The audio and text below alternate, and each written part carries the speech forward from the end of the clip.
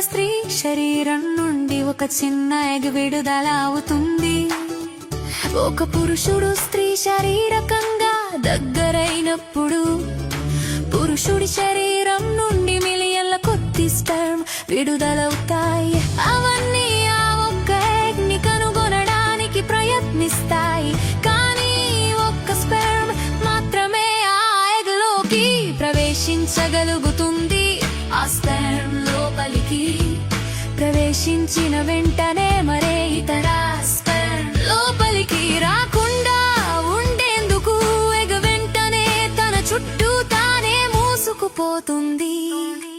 Egg లోపల sperm మరియు egg నుండి వచ్చిన DNA కలిసిపోతుంది. సరిగ్గా క్షణంలోనే ఫెర్టిలైజేషన్ జరుగుతుంది. ఇది శిశువు యొక్క ప్రారంభం. అప్పుడు ఫెర్టిలైజ్డ్ ఎగ్ గర్భాశయం వైపుకు ఫెలోపియన్ ట్యూబ్ గుండా ప్రయాణించడం ప్రారంభిస్తుంది. కొన్ని రోజుల తర్వాత ఎగ్ చిన్న కణాల సమూహంగా మారుతుంది. దాన్ని బ్లాస్టోకిస్ట్ అంటారు. 5 లేదా 6 రోజుల ప్రాంతంలో బ్లాస్టోకిస్ట్ తన చుట్టూ ఉన్న షెల్ నుండి బయటకు వచ్చి గర్భాశయం గోడకు అతుక్కుంటుంది. దీనిని ఇంప్లాంటేషన్ అంటారు. అప్పుడే శిశువు యొక్క అసలైన పెరుగుదల ప్రారంభమవుతుంది.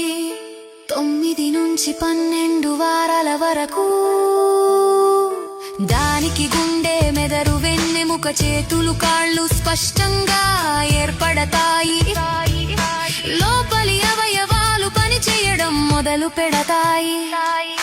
చివరికి దాదాపు 40 వారాలకు ఆ జీవం పూర్తిగా ఎదిగి పుట్టడానికి సిద్ధమవుతుంది. ఇలా ఒక జీవం ఒక శిశువు రూపం దాల్చుతుంది.